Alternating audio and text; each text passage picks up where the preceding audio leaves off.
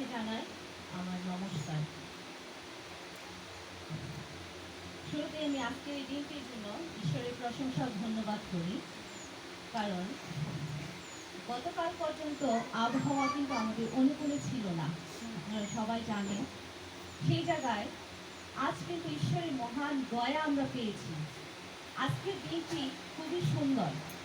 সেই সাথে আরও বলবো, আমাদের মা সত্যি একজন পুণ্যবতী এবং ভাগ্যবতী নারী, কারণ তিনি আজ 4 জন ফাদারকে একসঙ্গে পেয়েছেন। 4 জনের উৎসর্গকৃত খ্রিস্টজাত উনি পেয়েছেন। এতেই বোঝা যায় মা এই জগতে থাকাকালীন সময়ে কি করেছেন এবং তার প্রতিফল আমরা আজ দেখতে পাচ্ছি, প্রকাশ্যেই দেখতে পাচ্ছি। আজ মায়ের যে কথাটা না বললেই নয়, মা জীবিত অবস্থায় আমাকে যে বলেছিলেন, আমি যেন সেটা কখনো তার জীবন দশায় না বলি, কিন্তু আজ আমি বলবো। আমার মা ছিলেন সদালাপী, মিষ্টভাষী, মহানুভব এবং খুবই দয়ালু নারী। প্রতিটি কর্মজীবী নারী তাদের জীবনযাপন কিন্তু অনেকটাই যান্ত্রিক। এই যান্ত্রিক জীবনযাপনের মধ্যে থেকেও মা কাজের পরে তার ঘর সংসার, তার সন্তান, স্বামী, তার নাতি, তাদের চিন্তা করে ঘরে এসে সমস্ত কাজই নিজের হাতে করতেন, নিজের জন্য একটুও ভাবতেন না। তারপর বাকি যেটুকু সময় তিনি পেতেন সেটা তিনি প্রত্যেকের সাথে যোগাযোগ রাখতেন ফোনে, যেটা আমরাও করতে পারি না। শ্বশুর বাড়ি, বাবার বাড়ি, গ্রামের মানুষ প্রত্যেকের সাথে তিনি যোগাযোগ রাখতেন, প্রত্যেকের খোঁজ খবর তিনি নিতেন। আমার জানা মতে এখানে আমার যা আছে একজন হ্যাপিলি, ওনার মেসেঞ্জারে মার প্রায়ই যোগাযোগ হতো, তার কাছ থেকে খোঁজ খবর নিত, গ্রামে কে কেমন আছেন। আরেকজন আছে দীপিকা মামি, তাকে ফোন করে জিজ্ঞেস করতো অমুক বাড়ি ও কেমন আছে, সে কেমন আছে, একে কি আর এসে দেখতে পাবো না। আমাদের পাশের বাড়ির বিজয় মেশুর স্ত্রী যখন মৃত্যুঞ্জয় মাসি মারা যায়, সেটা শুনে তিনি হাউমাউ করে কেঁদেছিলেন যে এই মানুষটাকে আর এসে দেখতে পাবো না। তাহলে আপনারা বুঝতে পারছেন তার কতটা মানুষের প্রতি ভালোবাসার দয়া ছিল। এখানে আরেকটা কথা আমি বলি, মা বৃদ্ধাশ্রমে কিছু টাকা প্রতি বছরই দান করতেন।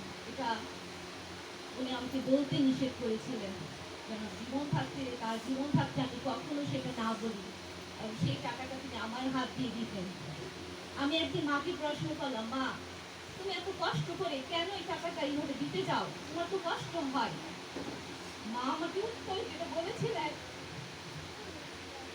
এটা আমি আমার উপার্জনের টাকা থেকে ওইভাবে দিই না, আমি স্যাক্রিফাইস করি, সেই স্যাক্রিফাইসের টাকাটা জমা করে আমি দেই, আমার উপার্জন থেকে আলাদা করে তুলে রাখি না। আমাকে এও বলেছিলেন, আমাদের দেশে এবং সারা ওয়ার্ল্ডে বৃদ্ধ মানুষেরা অনেক কষ্ট পায়। কত মানুষ প্যারালাইসিস হয়ে বছরের পর বছর বিছানায় পড়ে থাকে। আমাকে যেন ঈশ্বর কখনো সেই বৃদ্ধ অবস্থায় না নেন। সত্যি তাই হলো, মা কিন্তু বৃদ্ধ অবস্থায় যায়নি, মাত্র 64 বছর বয়সে পৃথিবী ছেড়ে চলে গেছেন। আরো বলতে হয়, মা বলেছিলেন কত মানুষ প্যারালাইসিস হয়ে বছরের পর বছর বিছানায় পড়ে থাকেন। মা কিন্তু 21 তারিখে, মে মাসে 21 তারিখে স্ট্রোক করার পর তার ডাইন সাইড একদম প্যারালাইসিস হয়ে গিয়েছিল। তিনি মাত্র 15 দিন বিছানায় ছিলেন, তাও সেইভাবে বিছানায় না, হাসপাতাল, তারপর হসপিটাল হাউস। খুব একটা কষ্ট কিন্তু মা পাননি। প্যারালাইসিস হয়ে বেশি দিন তাকে পড়েও থাকতে হয়নি, 15 দিনের মাথায় ঈশ্বর তাকে তুলে নিলেন। তাহলে তার যে এই যে দয়ার কাজ, তার ফল তিনি পেয়েছেন, তার দুটো মনোবাসনায় পূরণ হয়েছে। বৃদ্ধ হননি, প্যারালাইসিস হয়ে বছরের পর বছর পড়ে থাকেননি, কাউকে কষ্ট দিতে চাননি।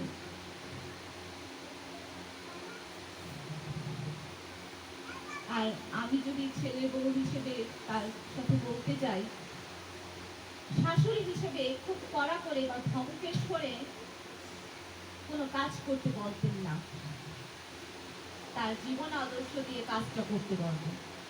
তিনি আমার সাথে এইভাবে বলতেন, আমি এইরকম করে এইভাবে করছি, অর্থাৎ আমি যেন সেইভাবে করি।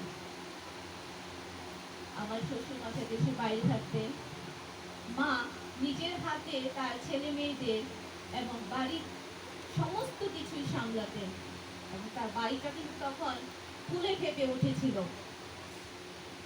মাও চলে গেল, আস্তে আস্তে সব শেষ হতে বসলো। মায়ের কথা যতই বলবো শেষ করা যাবে না।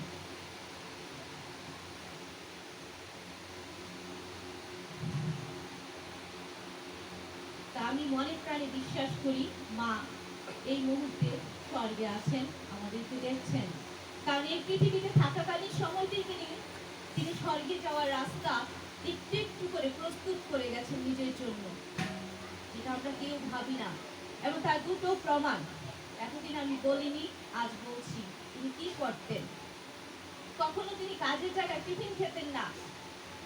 কতটা রাস্তা বাসে যেতে হয়, সেইটুকু রাস্তা মাঝে মাঝে বাসে যেতেন না, হেঁটে যেতেন, কিছুটা পয়সা বাঁচাতেন, এবং সেই পয়সাগুলো জমা করে তিনি বাংলাদেশে বৃদ্ধাশ্রমে দিতেন, এবং সেটা আসতো আমার হাতে, আমি নিয়ে পৌঁছে দিতাম। এটা ছিল আমার আর মার মধ্যে, আর কেউ না জানে, এমনকি তার ছেলেও জানতো না। মা বলেছিল কাউকে বলবে না, কিন্তু আজ আমি বলছি, কারণ এটা চিন্তা করে বলছি যে মা জীবন দশায় তার স্বর্গের রাস্তা একটু একটু করে প্রস্তুত করেছে, যার জন্য তার দুটো মনোবাসনাই কিন্তু পূর্ণ হয়েছে। বৃদ্ধও হননি, প্যারালাইসিস হয়ে পড়েও ছিলেন, তিনি স্বয়ং স্বর্গে আছেন। আজকে দিনটি তার প্রমাণ। মা শনিবার দিন মৃত্যুবরণ করেছেন, সেদিনও ছিল মা মারিয়ার দিন, আজও নির্মল হৃদয় মা মারিয়ার দিন। এই দুটো বিশেষ দিন আমরা মায়ের জন্যই পেয়েছি। তাই আপনারা আমাদের মায়ের জন্য প্রার্থনা করবেন। আমি বিশ্বাস করি মা স্বর্গে আছে, তবু আমরা দুর্বল রক্ত মাংসের মানুষ, আমাদের ভুল ভ্রান্তি থাকতেই পারে। আমরাও যে মাকে খুব সুখ দিয়েছি তা না, আমরাও মাকে কষ্ট দিয়েছি।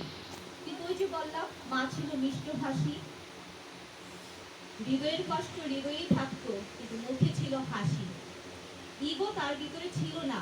কেউ যদি রাগ করতো, সে নিজে এগিয়ে আসতো, আরেকজনের অপেক্ষায় ছিল না সে কখন আসবে তারপর মিশবো না, সেটা কিন্তু মা কখনো করেনি। মা নিজে এগিয়ে যেতেন।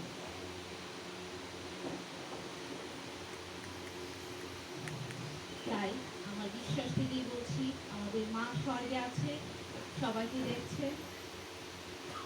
তারপর আপনারা সবাই প্রার্থনা করবেন আজ সার্বিক সব কিছুর জন্য। আবারও ফাদারগণকে, এখানে উপস্থিত সবাইকে, যারা সব দিক দিয়ে আমাদেরকে সহযোগিতা করেছেন, অনির্বমা এবং আরও যারা আছে, স্মৃতিদি, হ্যানা দিদিমা, আমার আশা বৌদি, এবং উপস্থিত সকলকে জানার অনেক অনেক ধন্যবাদ ও কৃতজ্ঞতা। ধন্যবাদ সকলকে।